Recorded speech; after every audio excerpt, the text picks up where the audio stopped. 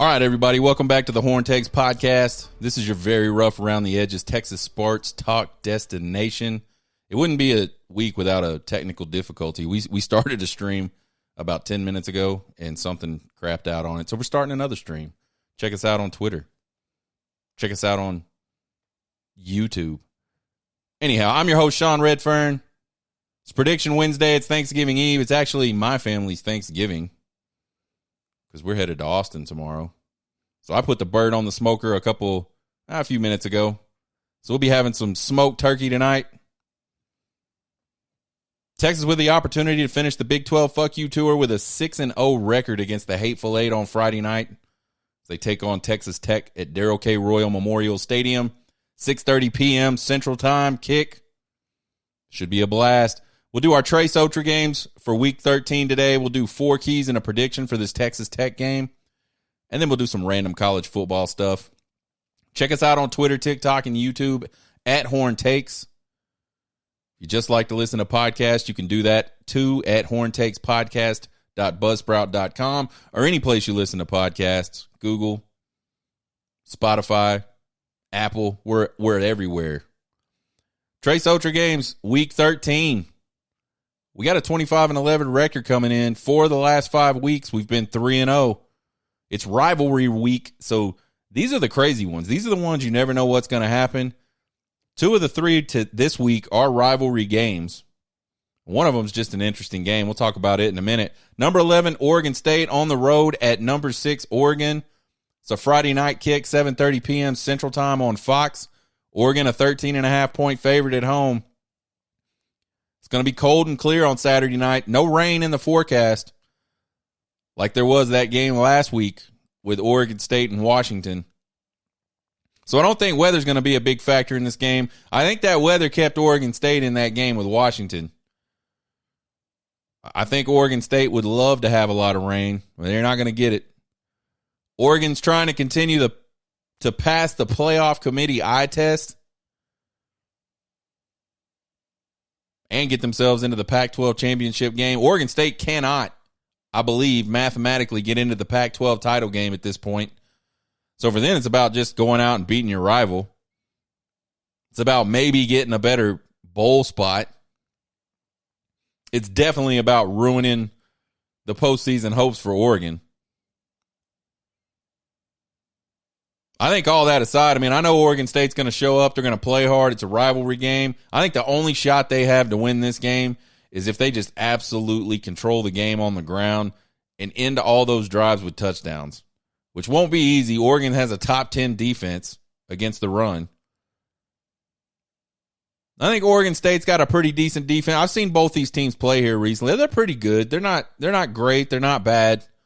I just don't see them slowing down Oregon whatsoever. I like Oregon in this game, 31-17 at home.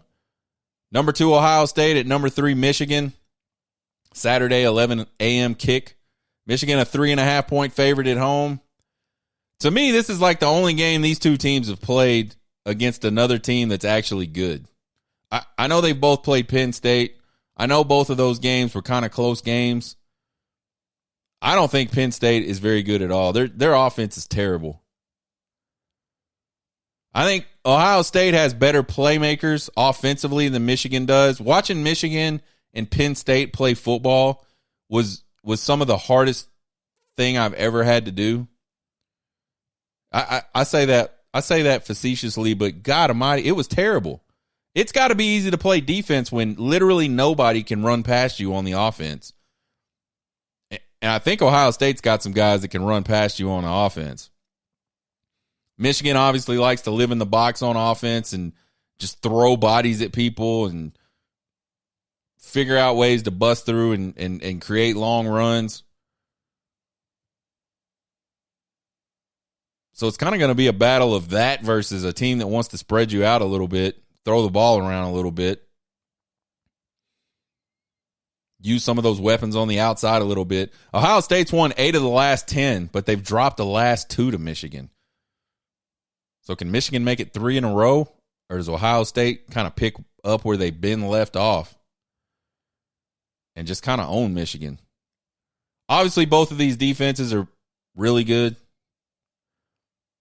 I still think a lot of that's a product of the Big Ten offenses across the board just not being that good.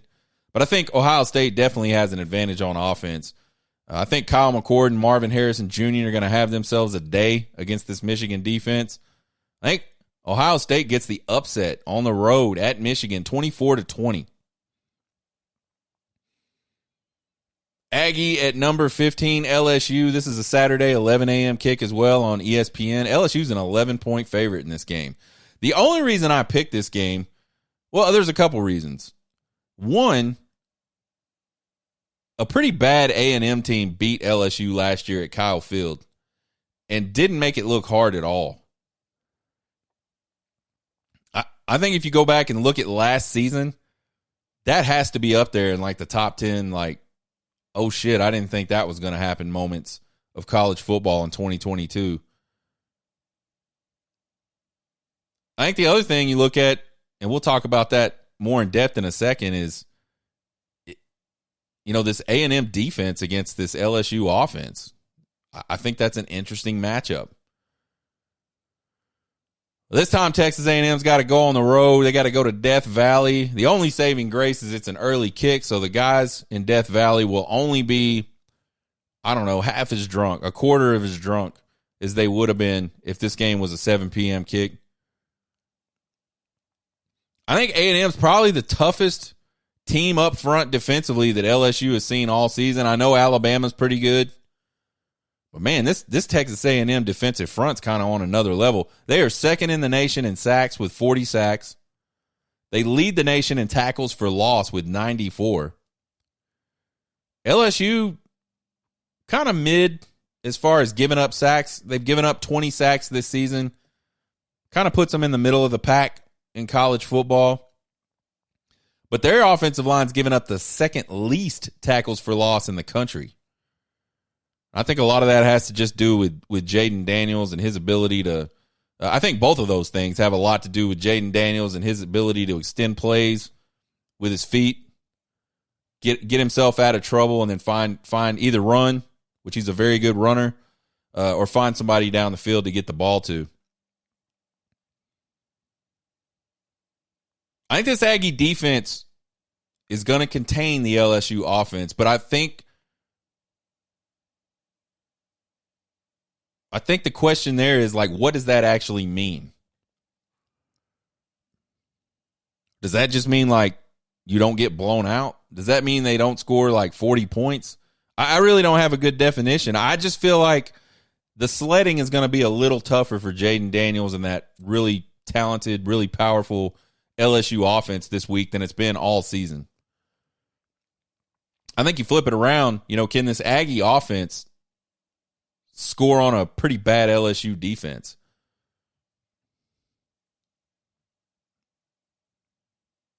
I feel like Jaden Daniels is going to do enough with his legs in this game to get the W, but I think Aggie covers on the road. I think LSU wins this one 27-20.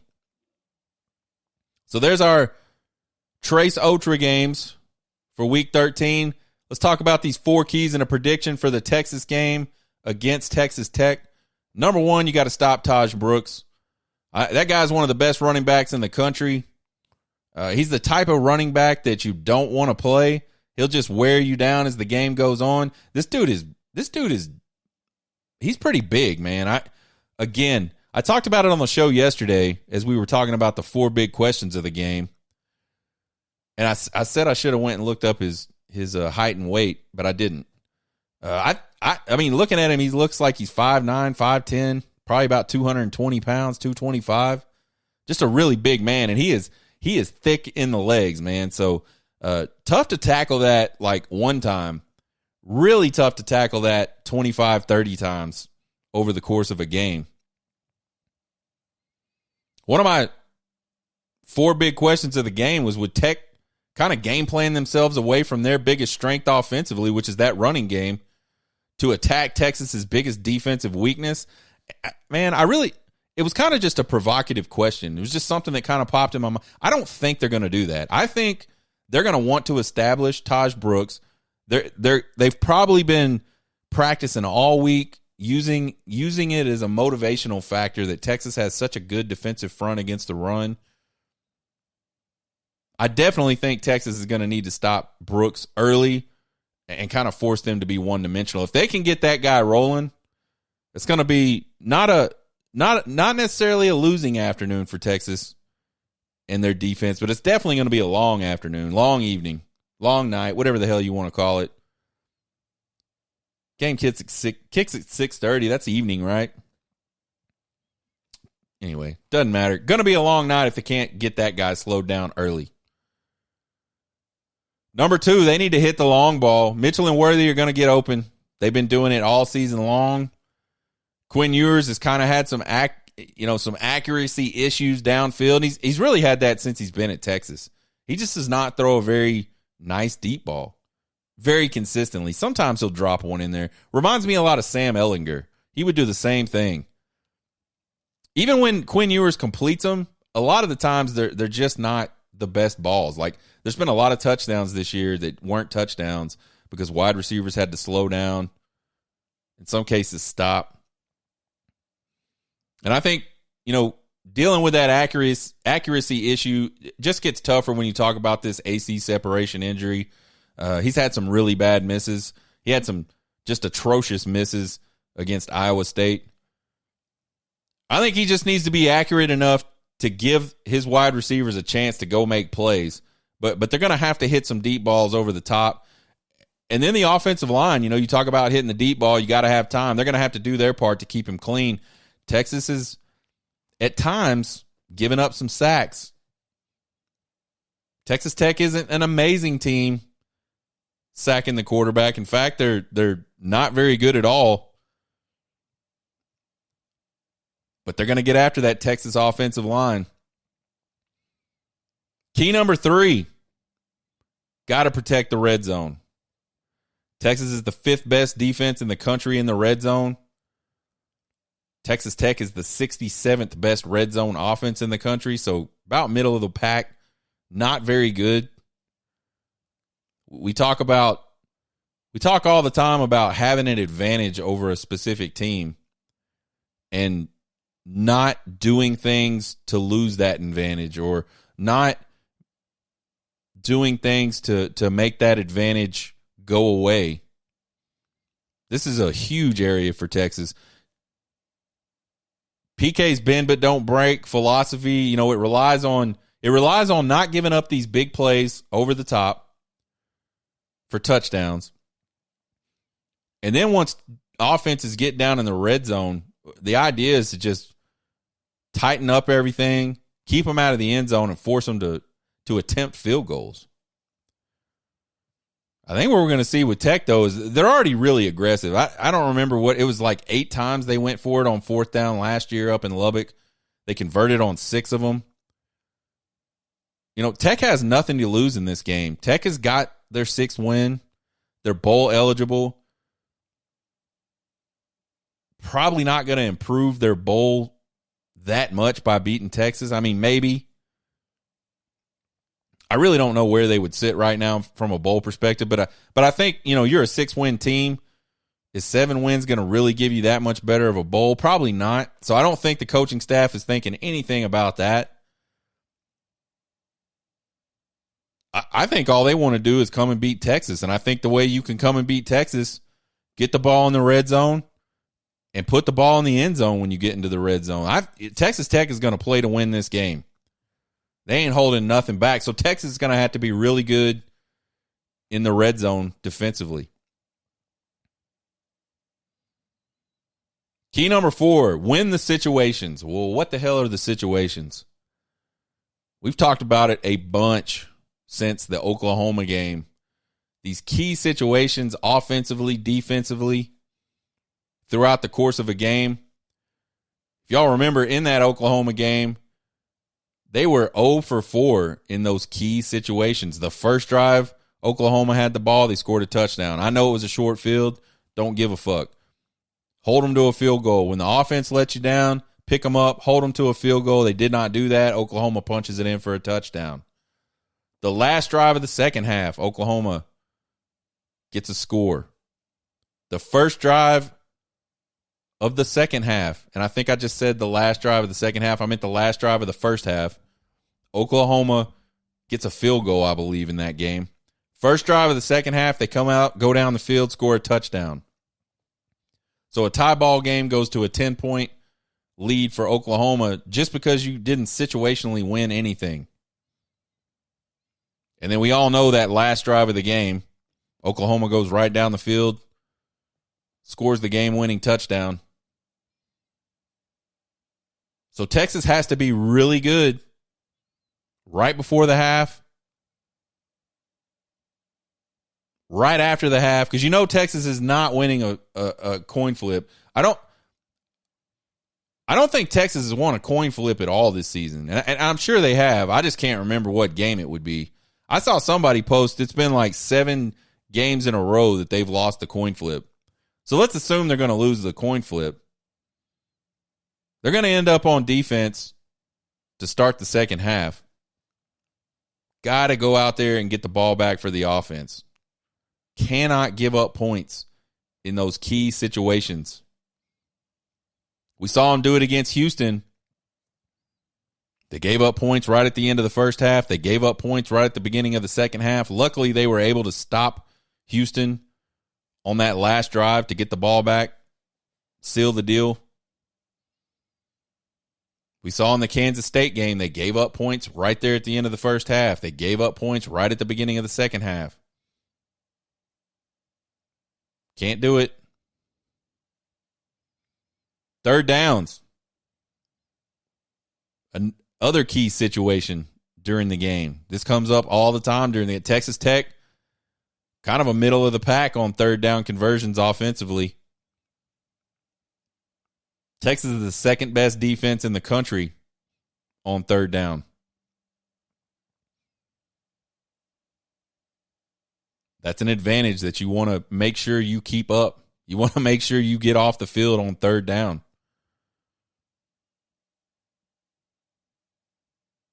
You want to make sure you win first down, so when it is third down, it's too far for them to go for it every single time. That's what killed them last year. Texas Tech would just get the ball to where it'd be 2 or 3 yards to go on fourth down, and they go for it. Texas is pretty damn terrible on third down offensively, but Texas Tech is pretty damn terrible on third down defensively. So I feel like that one's a push. Either way, you want to win third downs. You don't want to be in them, but if you get in them, you want to win them more often than not. If it's time to run the football, that offensive line needs to be able to consistently get push so Texas can consistently run the football. You know, this game could go one of two ways for me, I think. This game could be one of those games where we get a really big lead early and then try to run the ball in the second half. Kind of get a little conservative. Or this game might play out like the Iowa State game where you don't really have a chance to get conservative until very late in the game.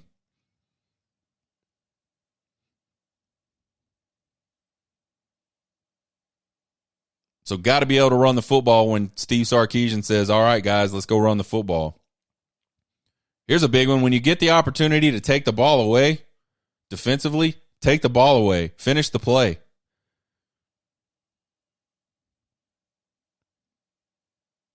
Jaron Thompson's little missed interception against Oklahoma in the end zone cost us 3 points. Who knows what happens from that point on, you know what I'm saying? So when you get the opportunity, take the ball away, take it away. I think a lot of Tech fans or a lot of Texas fans think this is kind of going to be a blowout for Texas. You see it all over the message boards, all over Twitter. Man, I don't get that sense at all. I feel like this game is always Tech Super Bowl. It doesn't matter what the stakes are. But playing Texas for Tech is always a big deal. Just kind of like it's been everyone's big deal so far this season. And you look back at this season so far for Texas, they've only had 2 blowout wins in Big 12 play. They blew out BYU and they blew out Kansas. BYU not a great team at all. Not even bowl eligible. Kansas, not a whole hell of a lot better. So Texas really hasn't blown out a team in the Big 12 that, kind of has a pulse at all.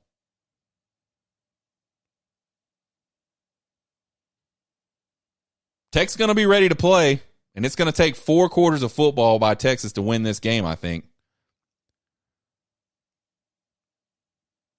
I think ultimately this game is going to end up hinging on the running game. Who can run the football? Who can stop the run? We talked about key number 1, stop Taj Brooks.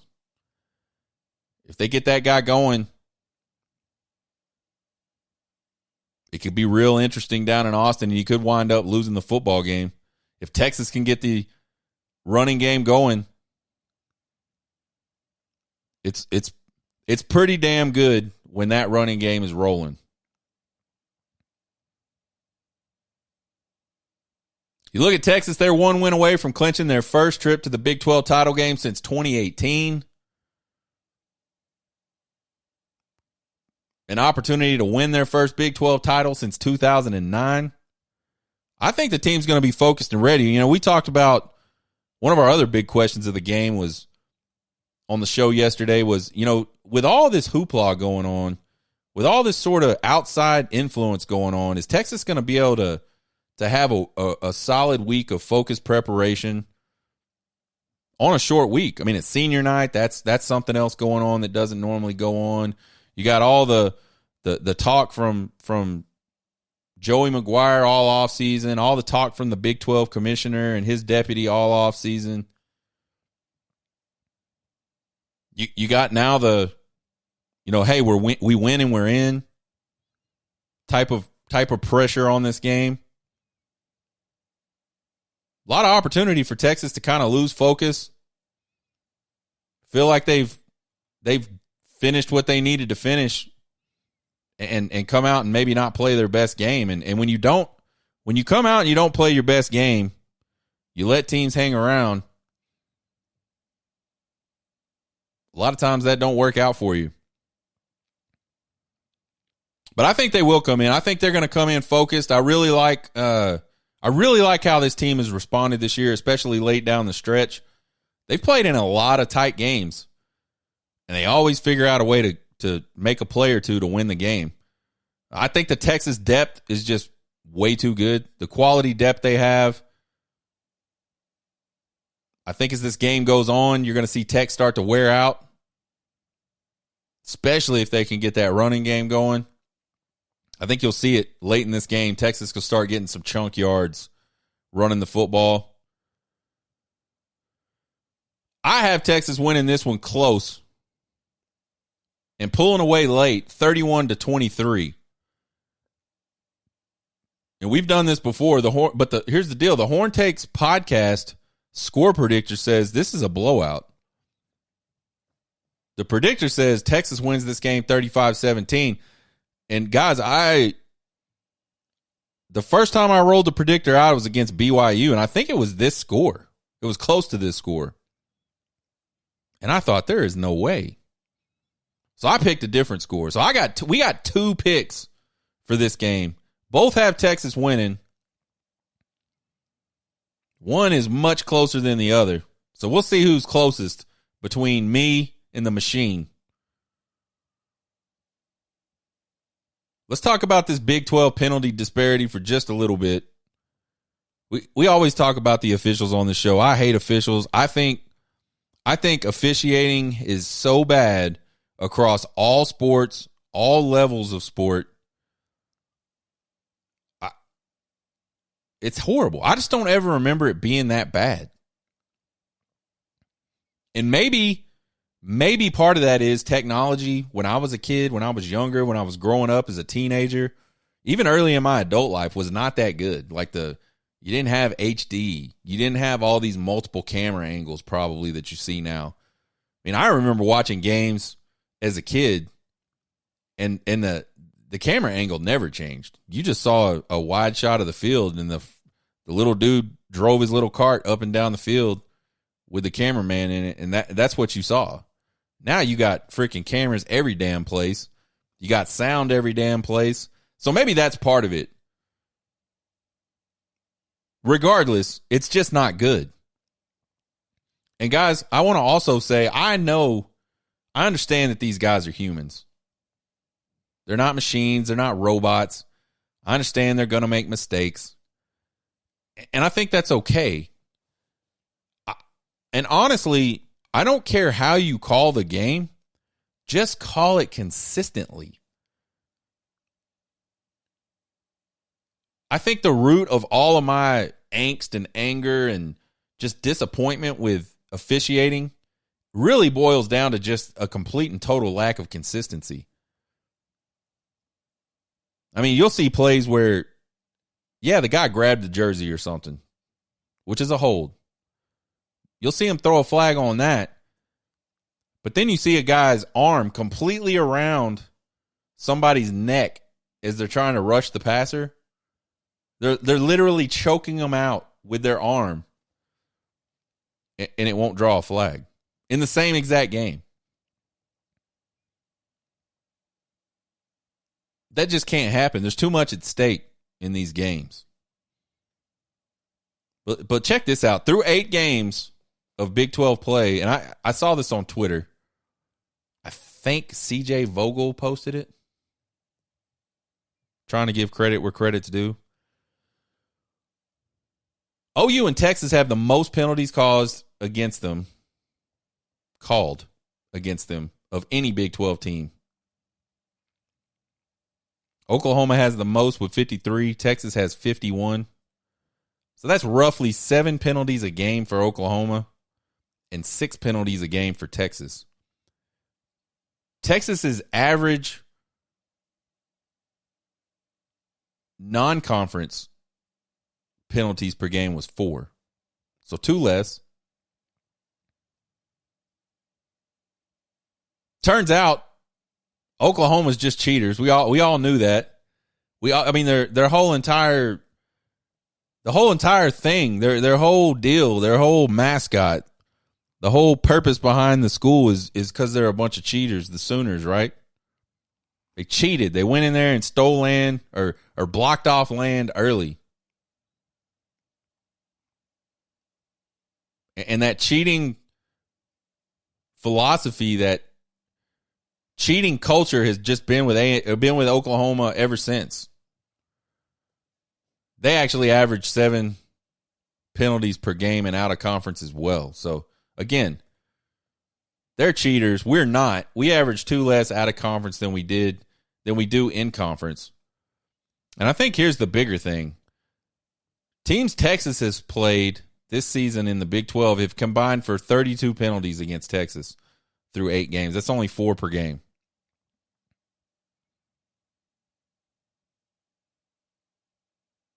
And if you look at some of these games, we bitched about the Iowa State game. Yeah, we got the win. I'm happy we got the win.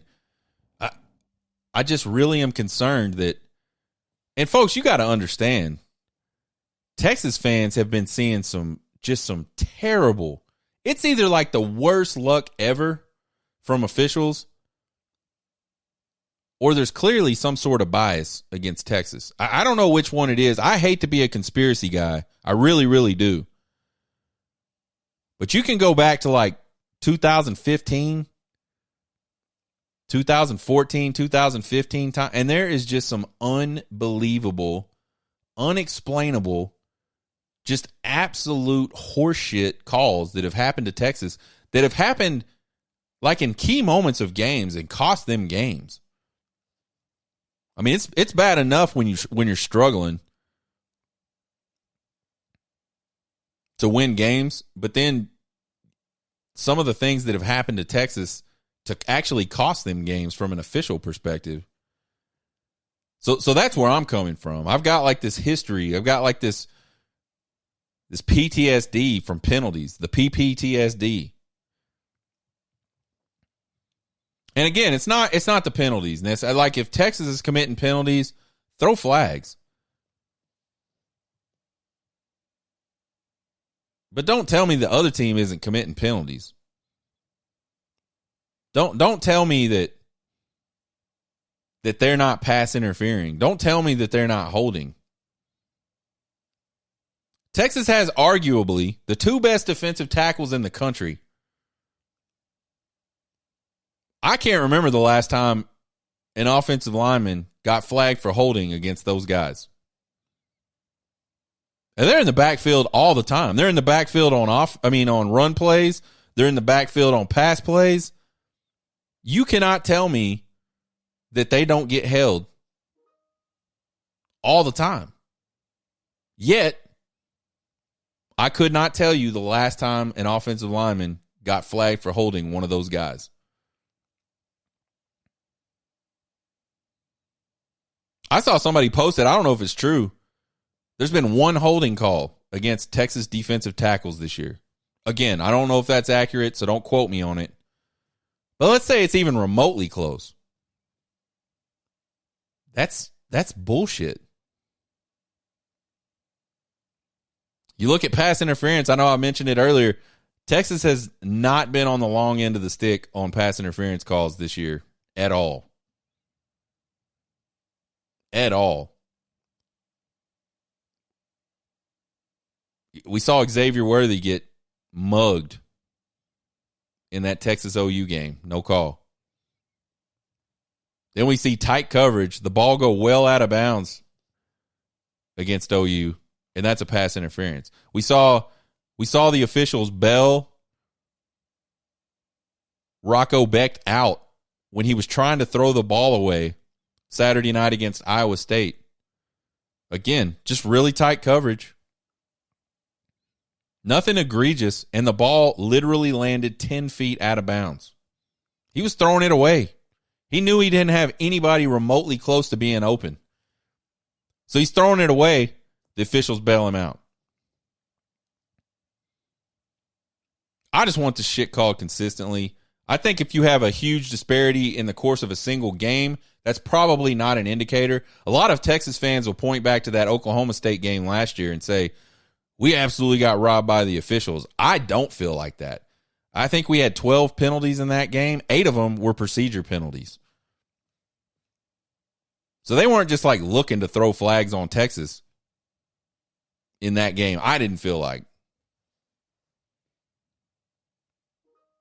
But I think a disparity like this over the course of an entire season, there's got to be something. There's got to be something going on with that. Be better, officials. Do your fucking job. Let's talk about Jonathan Brooks for a minute. Doak Walker, semifinalist. Really proud of this dude. He's not going to make the finalist list, and he's certainly not going to win the award, but I think it's really cool that he even made the semifinal list. Guy's got 1,139 yards rushing this season, despite missing one game already, which is 12th in the country. He won't wind up there, but that's okay. At one point, he was leading the nation in rushing. The other crazy thing is this guy wasn't even the starter at the beginning of the season. C.J. Baxter had come in and done something. I don't know what, but done something to convince the Texas coaching staff that he should be the starter over Jonathan Brooks. It's not a knock on C.J. Baxter at all, but Jonathan Brooks is just different. He's top 25 in yards per carry, 6.09. Not going to probably get any worse there. Got 10 rushing touchdowns on the season. So a really good year for Jonathan Brooks. Really, again, just feel bad for that guy that he got hurt. College football playoffs. Another poll is out. Washington jumps Florida State. Committee says it's not because of the injury to Jordan Travis. Washington just looks better right now. Bullshit. Bullshit, it wasn't because of that injury. There is not a damn thing changed between Florida State and Washington and the way they've played the last 2 or 3 weeks that would lead you to say, oh, we got to move one team over the other. The only thing that's changed is Florida State doesn't have their quarterback right now. And we feel bad for that young man as well. He's I think a fifth-year senior. He's done.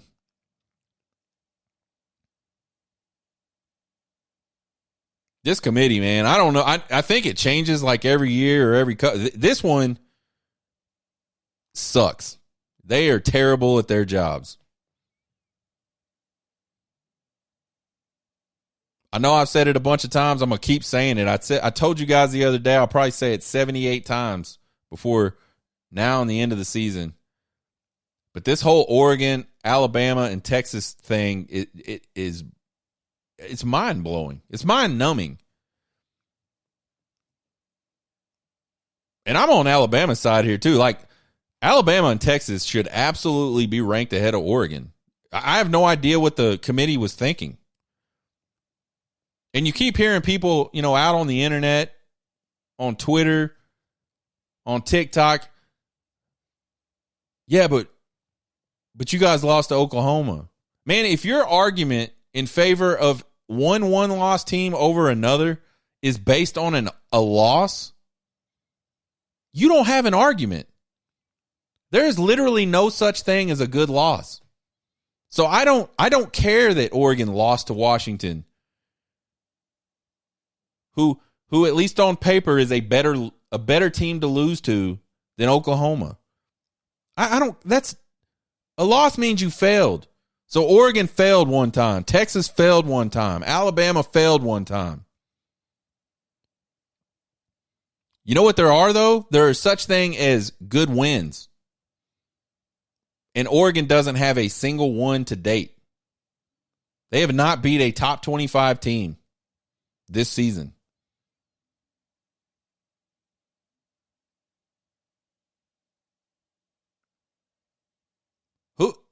Who you lost to in a scenario where you're looking at one-loss teams?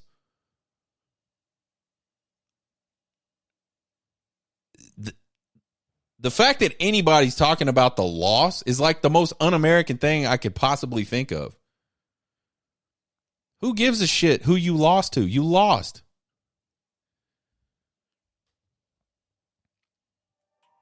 All right, y'all. That's the show for today. Check us out. We'll be back on Monday. We'll be doing some TikToks all day on Friday. Probably some on the way home on Saturday. Maybe some Sunday. Who knows? Check us out on TikTok at Horn Takes. We'll do our Trace Otra games recap on Monday, which is Exaggeration Monday. We'll do it week 13. Drunk Sean's going to tell you all about this Texas Tech game. Again, check out the podcast anywhere you listen to podcasts. You can find us on Twitter, TikTok, and YouTube at Horn Takes. Follow and subscribe, folks. Won't cost you guys anything. We would appreciate the support. You can email me at horntakespodcast@gmail.com with all your questions, comments, concerns, and criticisms. I love them all. You guys have a very good Thanksgiving. Enjoy your family. Enjoy your friends. Be safe out there. Y'all get hooked.